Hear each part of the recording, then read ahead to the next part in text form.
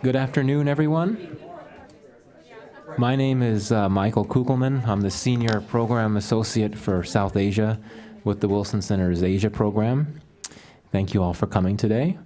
I'd like to recognize several people in our audience. First, I wanted to say that we have with us over there, Hussein Haqqani, Pakistan's former ambassador to Washington, though much more importantly, he is the husband of today's speaker.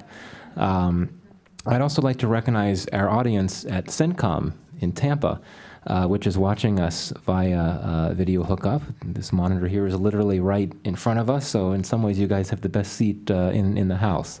So I'm glad that you could join us. And I'd also like to thank our institutional co-sponsor, the Wilson Center's Middle East program. Let me just take a moment to talk about the Wilson Center. We are the official memorial to President Woodrow Wilson, the only U.S. president to have held a PhD. The Wilson Center is the nation's key nonpartisan policy forum for tackling global issues through independent research and open dialogue to inform actionable ideas for the broader policy community, and specifically, among others, Congress, the administration, and the like. Most of you are, I imagine all of you are aware that Pakistan's religious minorities, which include Shia Muslims, Christians, and Hindus, face a very perilous plight. They are the subject of much discrimination, persecution, and violence. They're targeted at home, at work, at worship, in markets, at play, on public transport. Last year, there were nearly 700 sectarian killings in Pakistan, which represents a 22% increase from 2012. Over the last year or so, some brave Pakistani commentators have even described the anti-Shia dimensions of this violence as genocide. Some of Pakistan's most vicious militant groups specifically target religious minorities, particularly Lashkar-e-Jhangvi, which has launched attacks in all four provinces of Pakistan. Religious minorities in Pakistan are afforded very little protection by the state. There are few laws that protect them. And instead, so-called blasphemy laws are used to persecute them. So this is a very sad state of affairs, and yet it is a very critical issue for Pakistan. And on that note, we are very fortunate that over the last year, we have had in residence as a public policy scholar, Farahnaz Ispahani. Farah has been working on a project that looks at the issue of religious minorities in Pakistan and looking at what can explain the difficult position they find themselves in, a position that they have been in for quite some time. And in particular, she's looking at state policies toward religious minorities and toward religion more broadly over Pakistan's history. So these are the issues she'll be covering today. You have her bio in front of you, so that you know that she's currently a public policy scholar here. She has been a politician serving in parliament.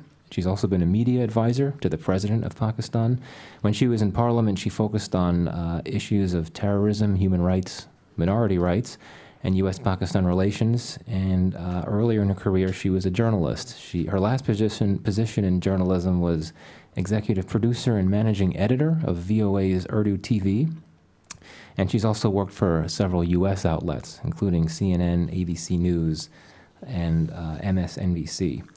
So Farah will give her presentation, and then we will take questions from all of you, both here in Washington and, if they would like, from Tampa as well. So on that note, Farah, the floor is yours. Thanks, Michael. I'd like to start today by saying good afternoon and thank you all for coming. It's an honor for me to have all of you here today. And I would also like to thank the Wilson Center and President Jane Harman and Dr. Robert Hathaway and Dr. Hali Esfandiari for giving me the time and space to write my forthcoming book on today's topic. I would also like to thank Michael Kugelman. A special mention for Dr. Robert Litwack, an old friend, for his contribution to the title of my book, which is Waiting to Die. Waiting to Die is based on a comment by a young Shia man called Zamin Ali, who after his father, a prominent lawyer, was shot dead outside a Karachi courthouse last year simply said, "We are all now waiting for our turn to die." End quote.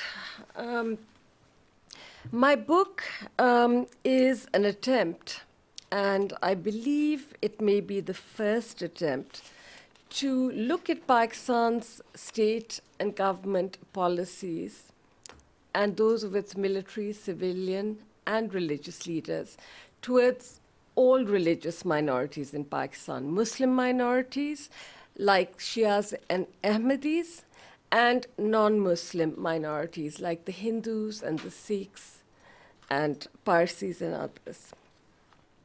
So my book attempts to analyze Pakistan's policies towards this religious minority population since independence in 1947. Having been created as a homeland for South Asia's Muslims, Pakistan was designed to protect the subcontinent's largest religious minority.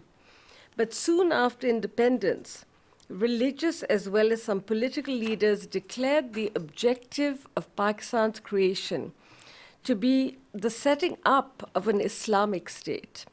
Much of the prejudice against religious minorities can be traced to the effort by Islamist radicals to make Pakistan purer. Many think that this purification process began with General Zia-ul Haq, Pakistan's military dictator from the late 1970s to the late 1980s. But I will argue that right from the very beginning, Pakistan ignored the rights of its religious minorities.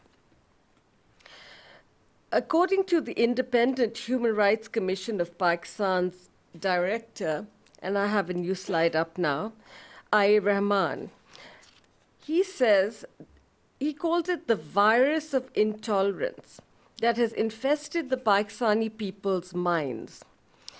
Mr. Rahman demands visible action to end abuse of minority rights instead of the half-truths and subterfuge in defending the state, which HRCP feels the state has been consistently employed by Pakistani officials over the years. Now I talk about the stages of intolerance that have started from partition of Pakistan 47 till today. The first stage is Muslimization. There were a far greater number and percentage of Muslims in the new country than was originally envisaged. And the more powerful Western wing had significantly less minority populations than the weaker Eastern wing. Islamic identity. From 1948 onwards, Pakistan's leaders started describing Pakistan as a citadel of Islam. This is just a year after its birth. The more Pakistan created a historic narrative around Islamic identity, the less relevant non-Muslim citizens became to the primary purpose of the country. Hindus were often seen as being less faithful to Pakistan and cast as disloyal to the country, and Christians were seen as having a primary loyalty to the West. This phase was a long one. One can say that from 1948 to 1971, there was a delegitimizing of the non-Muslims who had lived in these territories that became Pakistan for centuries before. Instead of being a territorial state, Pakistan was now an ideological state. So while the Grand Mufti of Palestine and famous convert to Islam, Dr. Muhammad Asad, were both given Pakistani passports, Sindhi Hindus were not. The Islamization. The major thrust of Islamic laws based on Sharia started really at the tail end of Prime Minister Zulfikar Ali Bhutto's tenure, the most egregious of which was the passing of the constitutional amendment ruling Ahmadis non-Muslims. Other laws passed during his time were the banning of alcohol and gambling. The worst period, however, of the institutionalization of Islamic identity, however, was under General Ziaul Haq, who had Bhutto killed in what is referred to as a judicial murder. This period, post-1971, was especially problematic as the loss of East Pakistan further diluted the number and political strengths of minorities. This is the final stage. Militant hostility is the stage that we are all religious minorities in Pakistan, whether they're Shias like myself and the founder of Pakistan, Mr. Muhammad Ali Jinnah, Ahmadis, or non-Muslims like Hindus and Sikhs and any other religion, are facing this militant hostility today. Pakistan's secular founder, and I'm just going to very briefly read part of this quote. He said, minorities to whichever community they may belong will be safeguarded. Their religion or faith or belief will be secure. There will be no interference of any kind with their freedom of worship. They will have their protection with regard to their religion, faith, their life, their culture.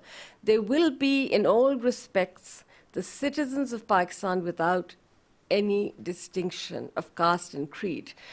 Now, the founder of Pakistan said this in 1947, and by 1948, you already have the Prime Minister referring to Pakistan as being the citadel of Islam.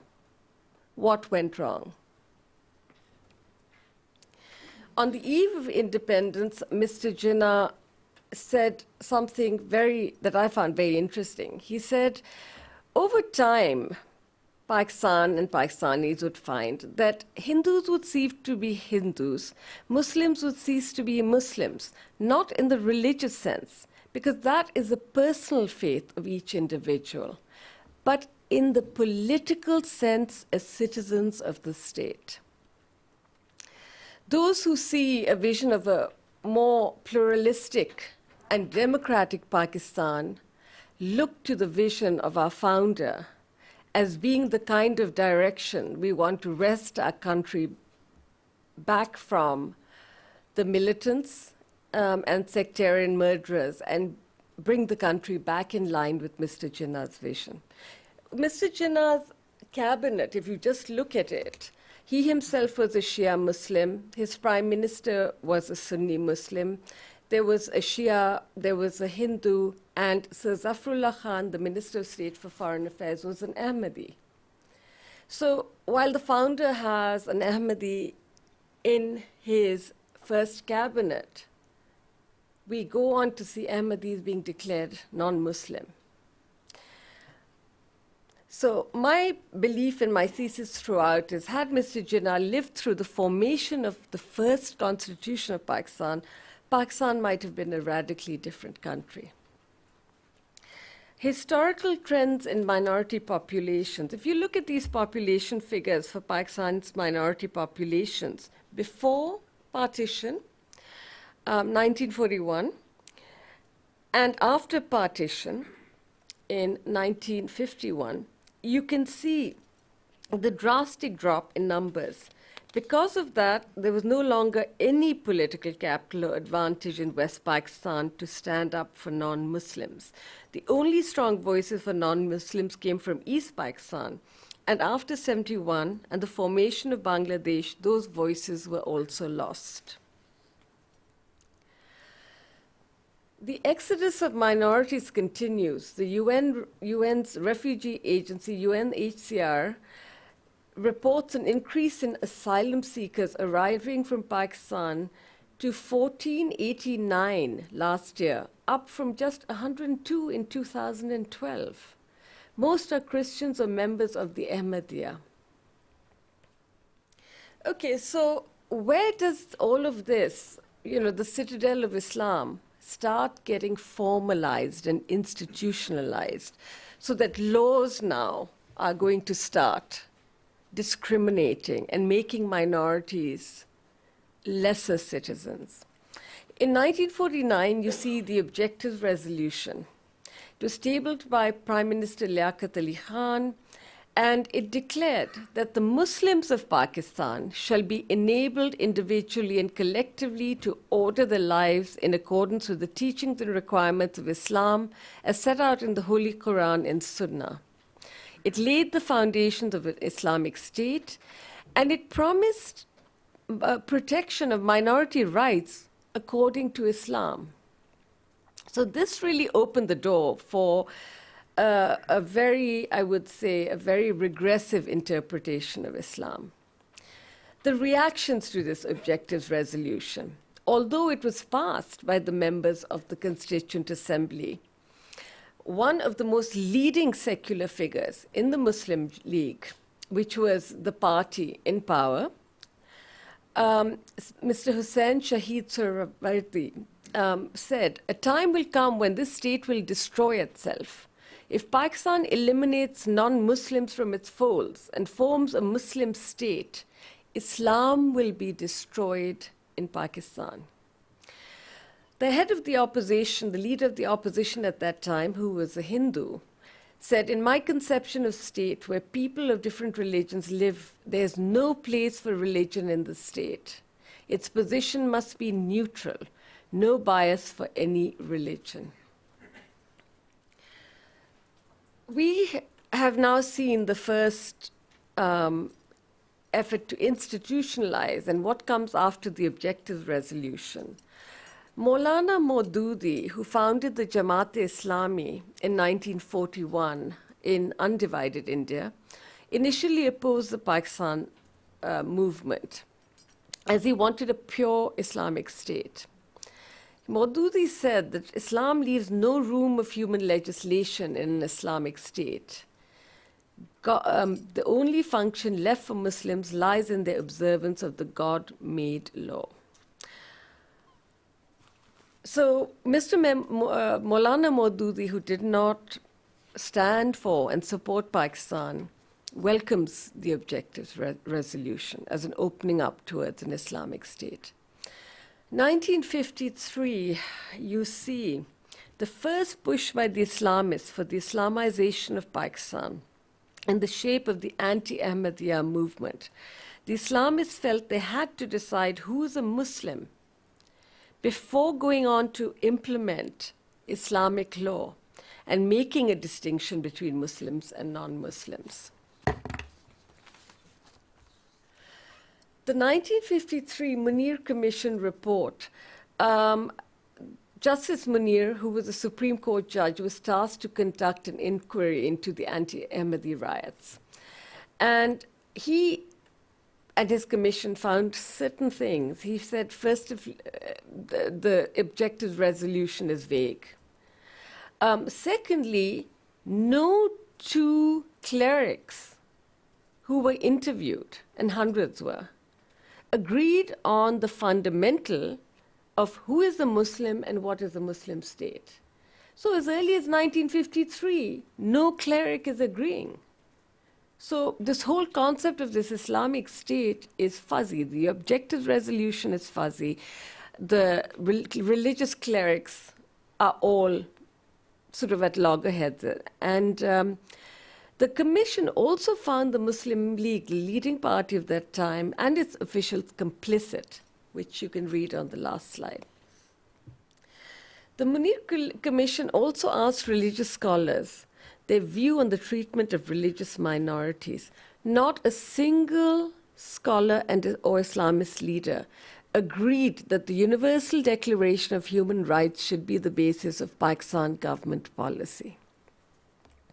Most insisted that principles of medieval Islamic theology should apply to non-Muslims, including death for apostasy and blasphemy, as well as restrictions on proselytizing or teaching.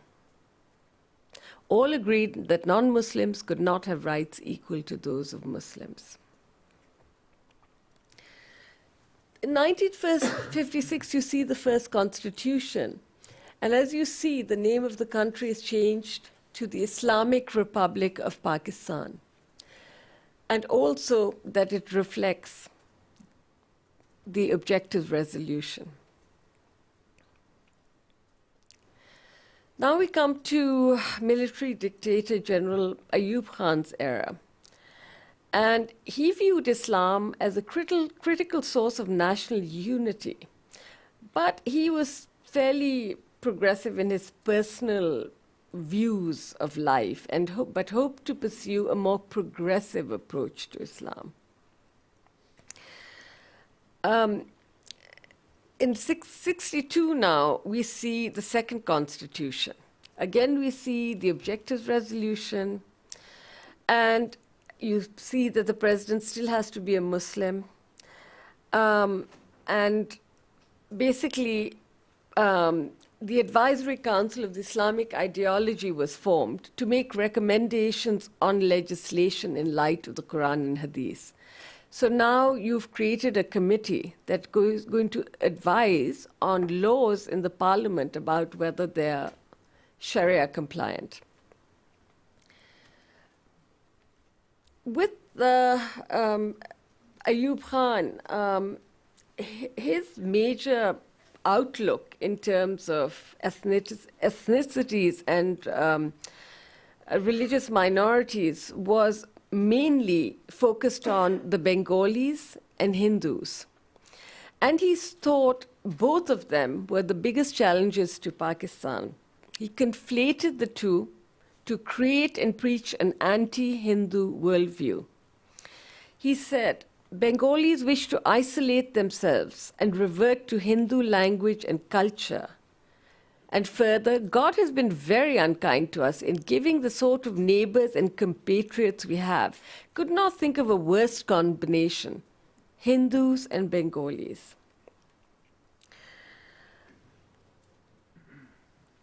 Okay, now we now come to 1971. You can see the anti-Bengali, the anti-Hindu, etc.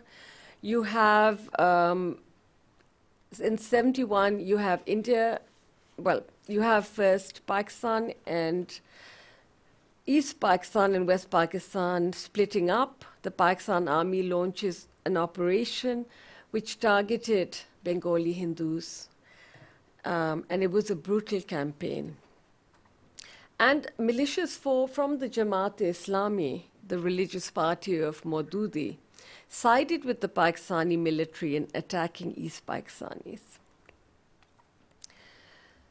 We see now the birth of Bangladesh. The very interesting thing about this slide is, if you have a look, is the newspaper on the right-hand side is the Daily Dawn, which is considered the newspaper of record in Pakistan. While Pakistan was actually and had actually lost the war against India, Dawn says war till victory. And in the right-hand corner, you see for the first time an ad for recruiting for the Pakistani military titled Jihad. So now you can start seeing where all of these things are coming together under one roof. After 71, we see Zulfikar Ali Bhutto, civilian prime minister, first civilian democratically elected prime minister, and his mission was to rebuild Pakistan after the trauma of the second partition.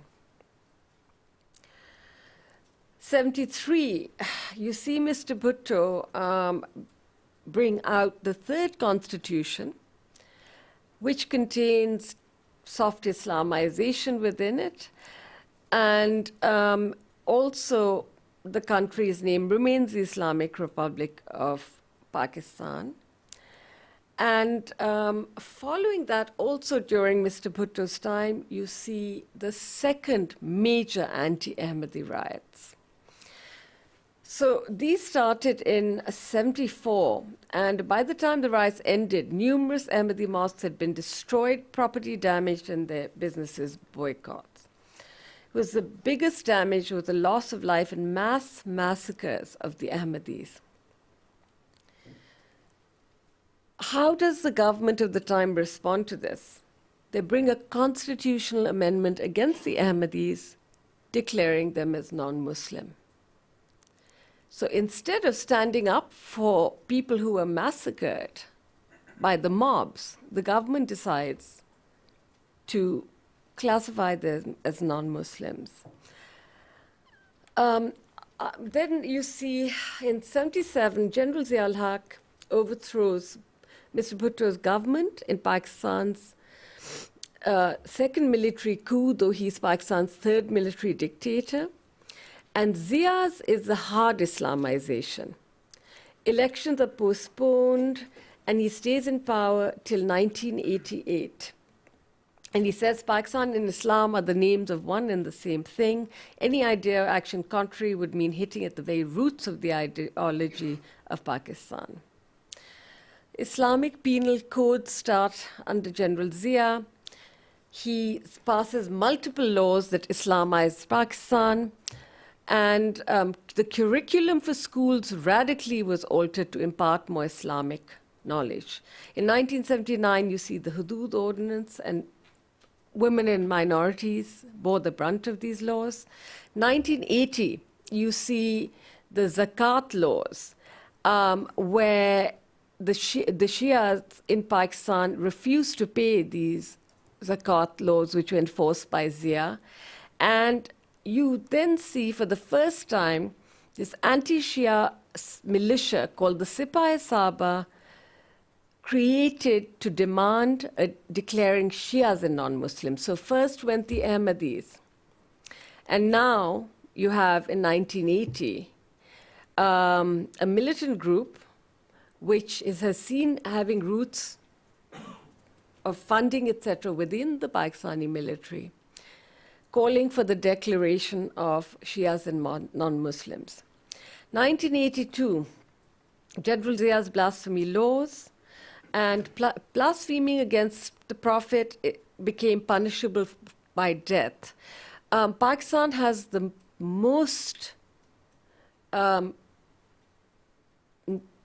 strongest blasphemy laws in the entire world, which is obviously not something that a lot of us are proud of. The law continues to be in effect, and with every passing day, every single religious minority is being targeted by the blasphemy law. It's very easy for anybody to say, you abuse the Prophet Muhammad, and you're taken to jail. And there aren't proper trials, and most people were either killed or put on death row. 84, legislation making Ahmadi religious practices punishable. First you say they're not Muslim. Then you impose the blasphemy laws. Now you say that the way they practice their religion, they're not Muslim. So you know what? The Ahmadis can't say their prayers like Muslims. The Ahmadis cannot call their mosques mosques. They have to call them houses of worship. They can't have anything from the Quran inside their mosques or on their graves. Bigotry in textbooks. The state protects the victimizers of the minorities. Now, these three, the assassination of Governor of Punjab, Salman Taseer, maybe he's very known to all of you. He was protecting a Christian woman who's sitting on death row for blasphemy. He was a friend and a colleague. Assassination of Federal Minorities Minister Shahbaz Bhatti, the first Roman Catholic, first Christian federal minister in Pakistan, friend and a colleague of mine in Parliament, was killed for his opposition to the blasphemy laws.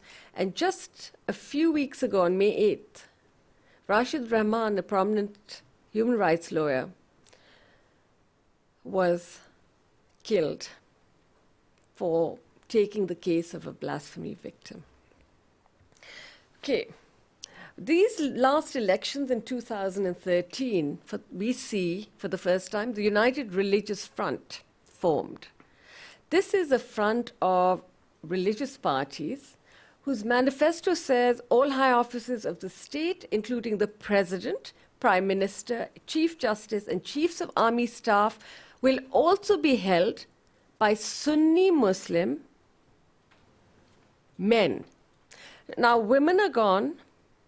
All other Muslim sects are gone, except Sunnis.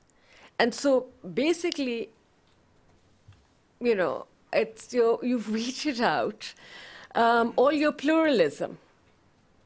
And how do you have a functioning democracy without pluralism? Sectarian killings, as I mentioned, Sipai Sahaba and Lashkar-e-Jhangvi are responsible for almost all the religious targeted violence in Pakistan. And the head of the SSP actually contested elections in 2013. He was allowed. Other people were disqualified for not having a college degree. But this man, who is himself a confessed mass murderer, stood for election. Armed Islamic groups. Now, this is interesting. They're the anti-government groups, the anti-India groups, the anti-Western groups, and the sectarian groups. Now, the sectarian, the anti-Western, and the anti-Indian groups also work often with the Taliban. So this has now become, the Pandora's box has been opened. The writ of the state has become far weaker now because you have all of these groups who have a favorite thing. Someone loves killing Ahmadis and someone loves, killing Hindus. But at the end of the day, all of these people work together in a very loose, in a loose form. Okay, now I'm going to end soon, so I'm just going to take you through the major massacres from 2004. 2004, the Shia Hazara massacres in Quetta. I'm just going through these because I was in government in Pakistan during the time these happened, and I was a witness to how the government, the media, and how ordinary Pakistani citizens behaved towards these minorities at the time. So suspects in this never stood for trial. 2009, anti-Christian riots in Gujarat. I worked on this in some detail, and my personal experience was that the Punjab government, where this took place, was completely unwilling to send in the police to stop these Christians and their homes being buried alive. I had to work with the Office of the President and the Office of the Prime Minister of Pakistan at that time to get them to send in the Rangers, who are a paramilitary force, because the Punjab government would not act. 2010, Ahmadi mosque attacks. 86 innocent worshippers were killed, butchered while they were saying their Friday prayers. 2010, Shia Hazara massacres in Quetta. The Lashkar-e-Jhangvi spokesperson claimed responsibility and said that LEJ will continue to target the Hazara community until they're no longer present. Asia Bibi, we've mentioned. She was the person Salman Taseer was killed about. She's on death row. 2013, the Abbas Town, Karachi Shia massacres. In a majority Shiite neighborhood, powerful explosion. And at that time, the politicians and President, Prime Minister condemned it, but there really wasn't any further action. 2013, the All Saints Church massacre in Peshawar. 130-year-old Anglican church in a country which is half its age was attacked, was bombed, 78 people were killed. The TTP claimed responsibility. So I've told you before how sometimes the Tehreek-e-Taliban Pakistan, the Lashkar-e-Jhangvi, etc., these groups work together. 2013, Joseph Colony. 2013, Rawalpindi during the commemoration by Shias, the Ashura riots. 2014, 5 Hindu children abducted. So where do we come now? Where we are, just to wrap it up, is As Pakistan's most prominent human rights activist, Asma Jahangir, says, the worst is yet to come. Past experience has shown that the Islamists gain space when civilian authority weakens. The proliferation of arms and official sanction for jihad in Kashmir, jihad against the Indians, have made militant groups a frightening challenge for the government. Pakistan's future remains uncertain, and its will to fight against rising religious intolerance is waning. So the situation continues to worsen, and that is where we are. I'm terribly sorry if I went on too long, but this is so close to my heart. Thank you for being here.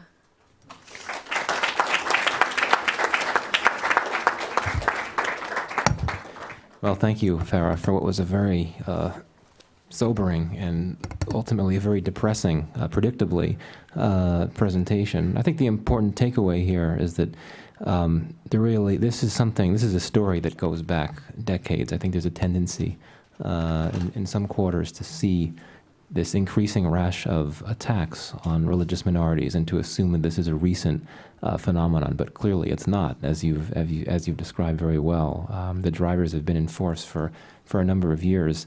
We're going to go to your questions in just a moment. I thought I'd take the liberty of being the chair to pose one initial question, and you're welcome to give a yes or no answer if you so choose. And it's this: some in Pakistan and elsewhere believe that that Pakistan is caught in the middle of a proxy war, if you will, a sectarian proxy war between Saudi Arabia and Iran. And that this conflict can help explain the problems faced by religious minorities in Pakistan. So I guess the question here is, do you agree with this somewhat conspiratorial view, the idea that there's some sort of external factors at play, or do you think this is a strictly domestically driven issue? As I think my thesis shows, this has been from 1948 a domestic issue. However, I'm not ruling out Saudi madrasas are all over Pakistan. And their influence, it used to be official, and now it comes through private donors, including from other countries. And some say the Iranians also have influence and back certain Shia sectarian groups.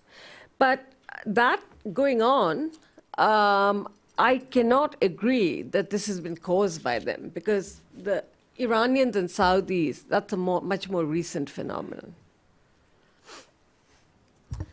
Okay, thank you. We're going to go to your questions, and I'm going to ask for you to start asking your question, and please let it be one question.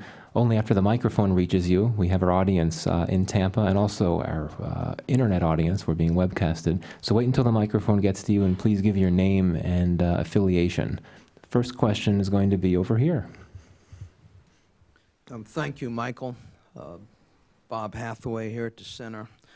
Far scholars sometimes have a reputation of having their heads in the clouds and disconnected with the real world.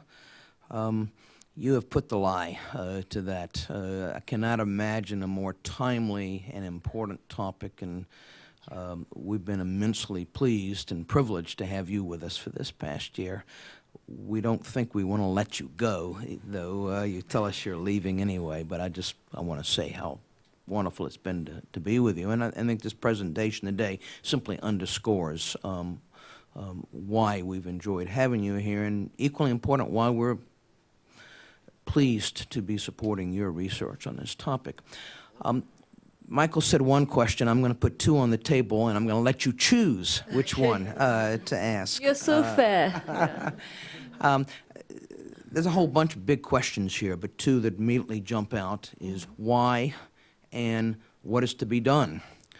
On the why question, you mention the pivotal fact that Jinnah died barely a year after the creation of Pakistan. That's a comforting explanation, but I expect you would agree that that's not the full explanation. And indeed, in other conversations, you and I have talked about these trends gaining ground even when Jinnah was still alive. You haven't mentioned India, except in the context of some anti-India groups. The fact that Pakistan from the very beginning was created in what it viewed as a dangerous neighborhood, threatened by a larger enemy, that's a possible explanation. Poverty, lack of development is a possible explanation, though then you'd have to ask why here and not in other less developed parts of the world. And there's a dozen other explanations for the why. Very briefly, what is to be done? You and other people have fought within the system with somewhat less than satisfactory results. Others are trying to fight outside the system, but if you choose to answer this question, I'd very much like to get your views on what can be done about this. My policy prescription, basically, is that Pakistan's leaders must take responsibility and stop hiding behind the excuse of public opinion while refusing to amend or change discriminatory laws. The promotion of religious bigotry in Pakistani textbooks and through media must end. The Pakistani community must recognize the precarious position of Pakistan's religious minorities.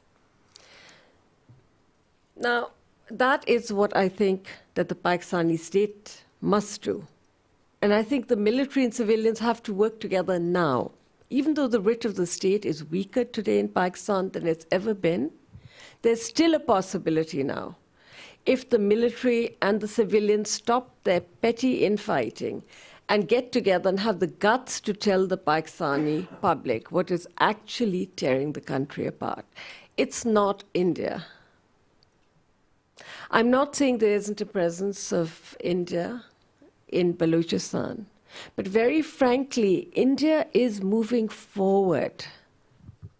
And they seem to be much more in a self-development mode and a self-protective mode since the Mumbai attacks, and not so outward-looking.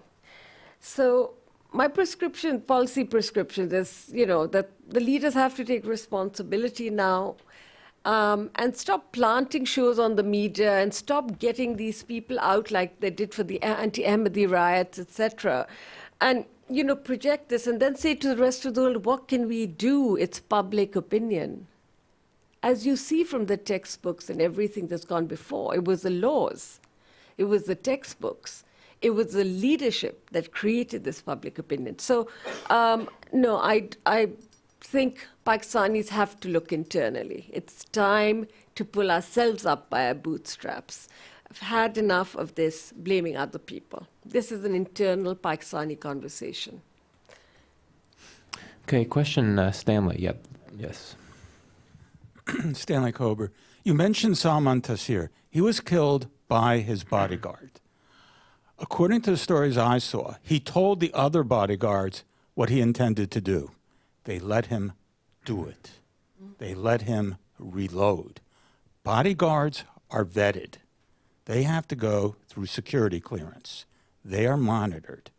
This makes me wonder, how far has this attitude penetrated the security forces? Because if it's penetrated them to a significant extent, I'm not sure what you can do. You can always do something. And I don't believe that the entire security establishment and the military establishment has been taken over by the Islamists. But on the other hand, I agree with you. This mindset, you see, I've seen this mindset in wives of billionaires in Pakistan wearing couture Chanel from head to toe, they'll have these same feelings about minorities, about Ahmadis, about Shias, as would Qadri, the killer. So I don't put it down to poverty anymore. I don't put it down to education. I put it down to this Islamist mindset, which has been used for political purposes since 1948. Okay, in the interest of time, to make sure we get all these questions answered, let's take two questions from the two gentlemen sitting right next to each other, right up here. Yep, you, and then the man to the left of you. I'm Aftab Qazi, Central Asia Caucasus Institute at SAIS. Thank you for a very interesting presentation, but I think you analyzed Pakistani situation only at the domestic level. I agree with Mr. Kruger. What you did not add is sources and the motivation, not just the sources, financial sources of extremism, anti-secularism you have described. I also refer to motivational sources, which I agree with you have been there since 1948, ever since the creation. And what are those sources? Saudi Arabia, clear cut, before our own CIA also utilized Islamic parties against everything in order to contain communism, but here now policies have changed somehow. But also the anti-Eurasian scenario has been changed. At that time, Saudis, their foreign policy is based on the very principle that Shias are not Muslims. It is the same conflict, 1450 years old. It still continues by many other ways, means. And Iran has played a role, but very somewhat positive as well. And I will also accuse your government, they did not play effectively. I was then in Islamabad. I have just returned last March. But now the situation has changed because before there was one Soviet Union, now we have entire Eurasia. What is the Pakistani image? It's an enemy image. In 1999, when I was in Uzbekistan, from president's office to universities, everyone expressed about Pakistan in enemy terms. And I was just last year in Kyrgyzstan, in Uzbekistan, Kazakhstan, talking with some very high-level friends in the governments. Qazi Saab, No, we have very listen. little time. Yes, So would you like to ask a question? I'm concluding Okay, thank you. that if you could address the motivational sources, because if Pakistan is earning a favorable image in the south to Saudi Arabia, it's earning an enemy image in the north, in entire Eurasia. Thank you. I'm not sure I understood. Okay, you want to ask about motivational sources and financial sources. And you bring up some very good points. And I do not believe I'm looking at this only from a domestic point of view. I am very well aware of what the Saudis and other Gulf countries have done in Pakistan with exporting Wahhabi Islam, financially and through motivation. But this fixation in Pakistan to blame others, it's the Americans, it's the CIA, it's India. Pakistan is drowning. And we have to change our own future. And this started, as I said, I've traced this back to 1948. This started in 1948. This did not start with the Saudis or the Iranians or the CIA. I believe this strongly. That's my point of view and that's my analysis. Thank you. Yeah, this is Rajesh Kadian. I've written some on South Asia. Two minor points, really. One Quick, is hopefully. the fate, very, very quick. The fate of the Sikhs in Pakistan, especially the Sikh monuments, because most of the Sikh monuments were actually in Pakistan. And the fate of the Parsis, who are also a fairly prominent community both in Karachi and Lahore in pre-partition India. Thank you. Both very good questions. In terms of the Parsis, the Zoroastrians, most of them were, at the very, very least, lower middle class in Pakistan, and then they went up to the richest, industrialists and even politicians and professors and all, in every sphere of life. Most of them have immigrated. They have left the country. There's a small, tiny sliver left, a few families left in Pakistan. So because they were a more affluent community, they left as soon as they saw things, you know. In terms of the Sikhs, recently, in fact, Sikh houses of worship were attacked, were vandalized, and this is after some time, because the focus has been on on kidnapping, say, Hindu girls and Christian girls, forcibly converting them to Islam, marrying them off, and then once you become a Muslim, you can't unbecome a Muslim.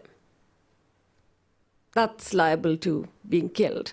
So the Sikhs said it had been pretty quiet, but now both in the Peshawar area where you have Sikhs and also in Punjab mainly, you are seeing the temples being attacked, burnt, and the community is voicing discomfort also.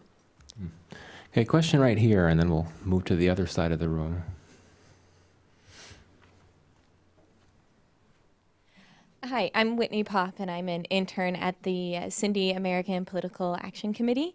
And my question was, you mentioned about the military and the citizens working together, and I understand also that you focused on religious minorities. I was just curious as to, because we are looking at the Sindh region of Pakistan, what would be your recommendations as well for looking more at how to combat regional issues, as the Sindhi people have felt very persecuted against, and they are made up of multiple religious minorities. So how would you combat the regional issues in order to bring Pakistan together? You know, this has always been the problem in Pakistan, that the smaller provinces, Sindh, Balochistan, obviously not in size, but population, Sindh, Balochistan, and Khyber Pakhtunkhwa have always felt that they've got less of the pie. And they feel that the Punjabis have always got more. And mysteriously, there's been no census in such a long time that we really don't know whether population figures have risen in the different provinces, which would lead to redistribution of wealth. So absolutely there is, my prescription, it's very difficult. I believe in the Federation of Pakistan. I believe that it must hold. We are Pakistanis. But these issues have to be taken away, because now these separatist movements in Sindh and in Balochistan have become very active, and young people are listening to them. Okay, let's take a question right here. Samia. Samia? Yes, thank you very Just wait for the microphone, sorry. I want to make sure that everyone hears you. Thanks. Thank you. This was very comprehensive, and thank you very much for pulling it together. I'm just curious, you know, the violence that, you have really, kind of woken us up to what's happening there.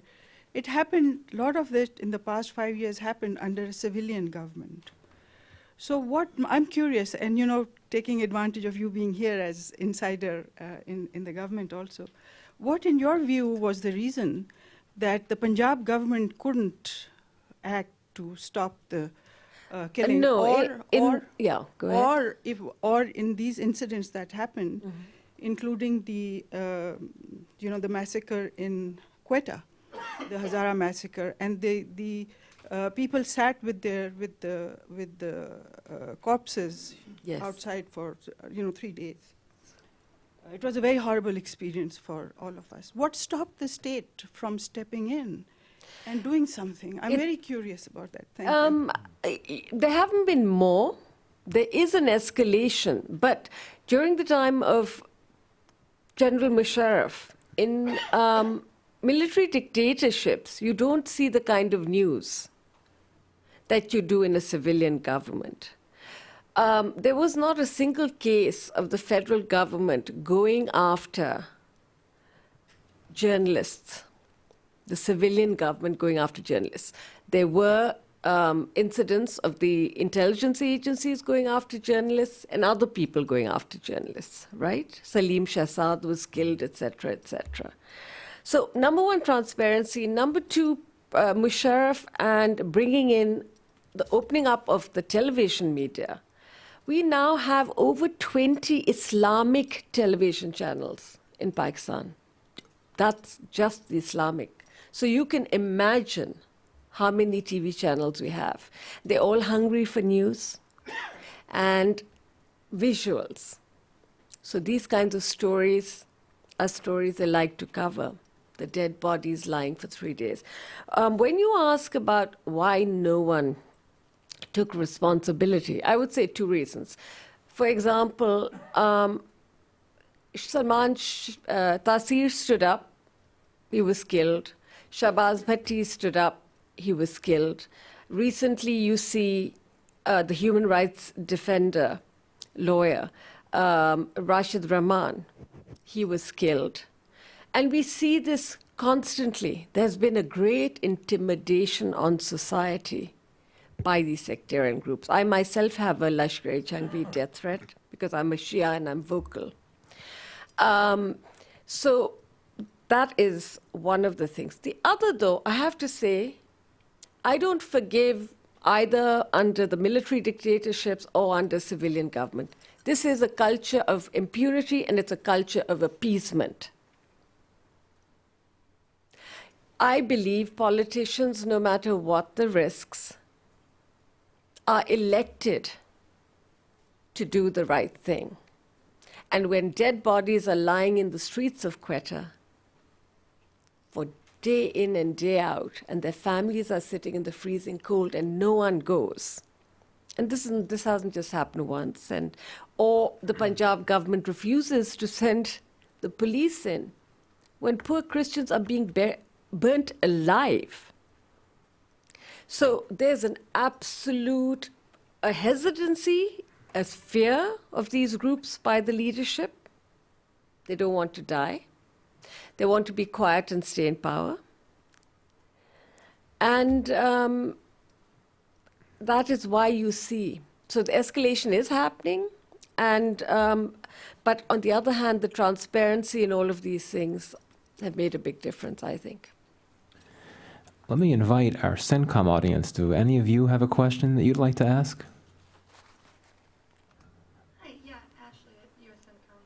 I had a quick question about the military and sectarian issues within it. You brought up the first Islamic advertisement for the military was in '71.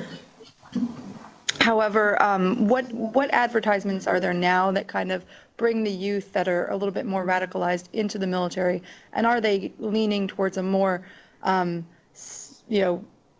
radical view because they've kind of promoted a worldly sense as compared to the jihadists?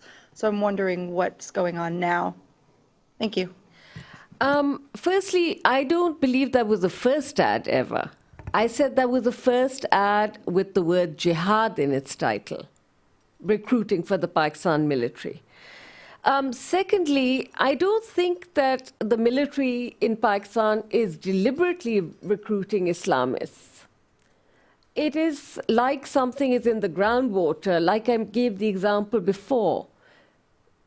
People all over the country are thinking like this because their parents thought like this, but it's increased now. You see, over generations, the thought process over generations, the level of hatred in the textbooks, over generations, the state using not true Islam, but the worst, like a caricature, I don't know, of Islam just to stay in power. So,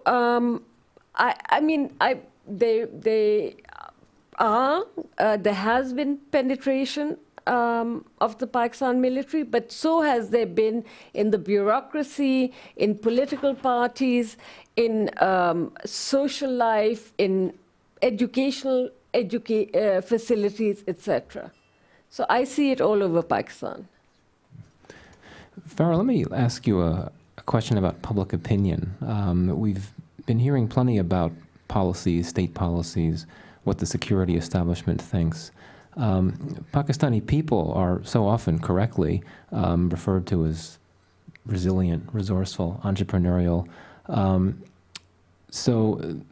And yet at the same time, you come across public opinion polls, which of course one needs to be skeptical about, in which you hear that 40% of Pakistanis, in one case, say that Shias are not Muslims. There's been another poll in the last year or so in which 60% of Pakistani youth say that Ahmadis are not Muslims. We don't want to generalize here, but what do you think you could say about the Pakistani people, how they feel about this sectarian issue, as opposed to religious leadership, policymakers, state policy? Sabir, do you want to answer that? Okay. I don't think all polls are wrong. It depends who does the polls. But it has absolutely, the amount of, if I have to go and pray at an Imam Bargah for Shias at the time of Ashura, and have a jack-booted military guy standing in the women's section at my back with a gun to protect me. There's something wrong with that picture. So that's what I say. Okay, question all the way in the back. Thank you. My name is Pirbu Satyani. I am a Fulbright Humphrey Fellow. So I appreciate your presentation. It's quite, very comprehensive, and it's very true that how the Pakistan is, the passing from when it was created, it was like a secular country, and then, Muslimization, Islamization, now it's going to be extremism, it's high. So before the partition, the Hindus and Muslim, if you see the history, they both lived together in a peaceful environment. And all this, the extremization and the Talibanization, this is sponsored by the motivational factor, what he said, Saudi and other countries. But my question is, now the government, they have started the peace dialogue with the TTP. So how you see personally, it's, the fact, or it is true, and how it will impact in the whole the country. And they have also released the 19 militant, and they are, how you see that after release, they will be quiet and calm and will bring the peace in the country. So that is the view of Mr. Imran Khan of PTI, the former cricketer. And that seems to be the view of Mr. Nawaz Sharif, the Prime Minister. I do not agree with that view. I think you can never talk to terrorists unless they put down their arms. And you cannot negotiate with people who do not accept the constitution of your country. They don't recognize Pakistan, and they want to turn it into a Sharia state, much like Afghanistan was like under the Taliban. Anyone remember the public beheadings and what they did to women, etc.? So that's what the Taliban want to do. So I feel very strongly that my Prime Minister has no business talking to these people. Yeah, question right here.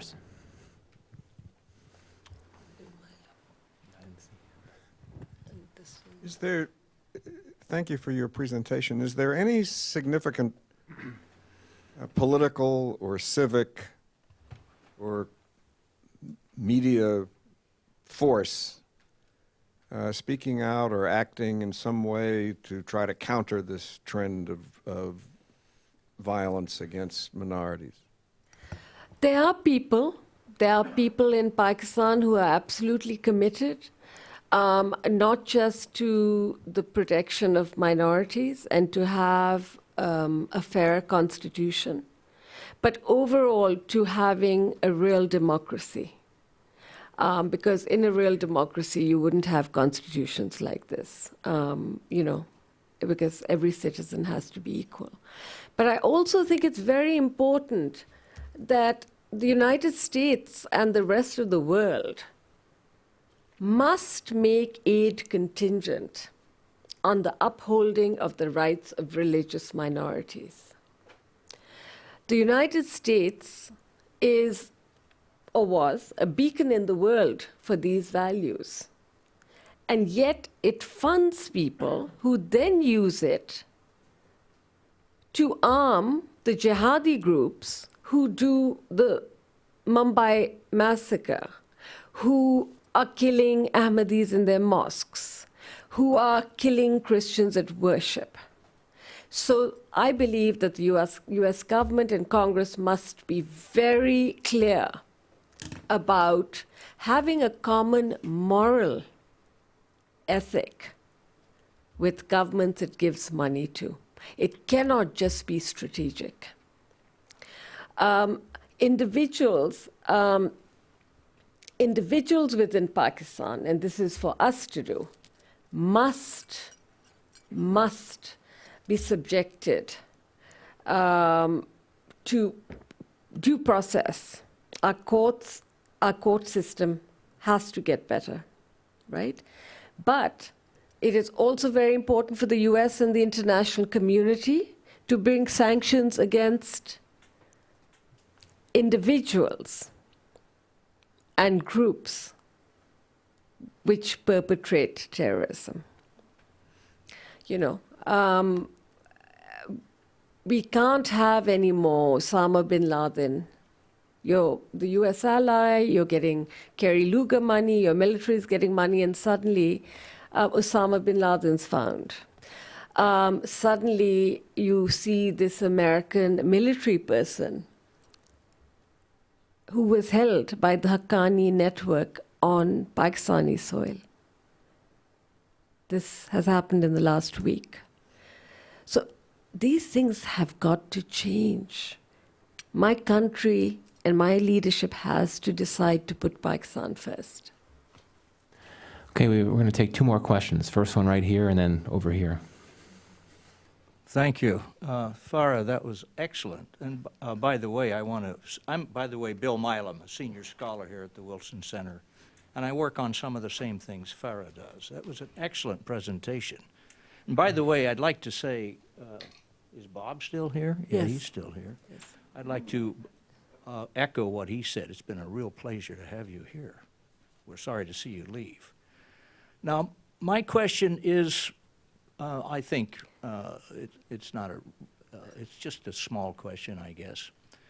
You've talked about, you said that discrimination or the idea that some groups of Muslims could define what was a Muslim began in 1953, I think, with the Ahmadi riots, and it probably began before that in a sense. But, and it has, slowly and clearly broadened its reach. And the reach now is even into Sunni groups. Yes. And that's where I wondered if you would comment on that, because it's been, that strikes me as just another step towards, a sort of serious disintegration of the society. Now the groups that are allied with, I forgot their names now, but the Sufi-oriented groups their shrines are being attacked, they're being Sufis bombed, and they're being killed. the soft Sunnis, Yeah. as we call them. And don't you consider that just another step in the wrong direction on this, and makes it more irreversible? And then just one more point, and this is more of a comment. We had a scholar here a few years ago who was kind of a guy who did a lot of grassroots work on religious feelings in Pakistan. And he, about the time that these Sufi shrines started being attacked, he was conducting really grassroots interviews. And he said that of about 100 or so Pakistanis, he found maybe 5 or 6 that were willing to sort of have a broad definition of Muslim. The rest had their own definitions quite often, but they were very definite and specific definitions and didn't include any of the other kinds of Muslims that you find. I wonder if you'd comment on that. Okay. Firstly, you see that no two clerics agree on the definition on who's a Muslim. In the Munir Commission report, they make that point very clearly. So, as I said, everything has historic ties. People are discovering all of this like it's brand new, but it's not.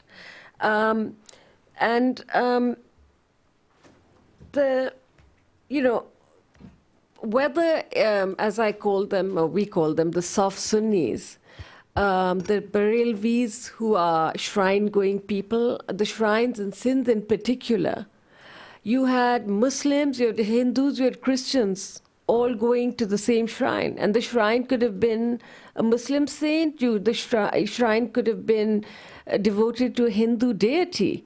That was the culture. In Pakistan, just 1947. So that's why it's really heartbreaking. And I don't know if I've answered your question. You've done fine. That's about the question as I asked. Thank you. Thank you. Okay, last word right here. Last question, should I I'm say. Mukhtar Malli. I'm administrator in United States. I'm the Muslim Community Headquarters. I just want to mention that it was an amazing presentation. But one thing you might be knowing, but I hope that you forgot to mention, that there are 2 incidents recently which took place in Pakistan. First is that Dr. Mehdi Ali Qamar, who was US citizen, and he was a professor in Ohio University, and he was best cardiologist for many, many years of US. He was murdered in Rabwa. He went for 3 weeks to work in Tahir Heart Institute. So he was murdered, and no condolence statement came from government. The other thing which I want to add, that you talked about Salman Taseer, who was murdered, governor who was murdered in Pakistan.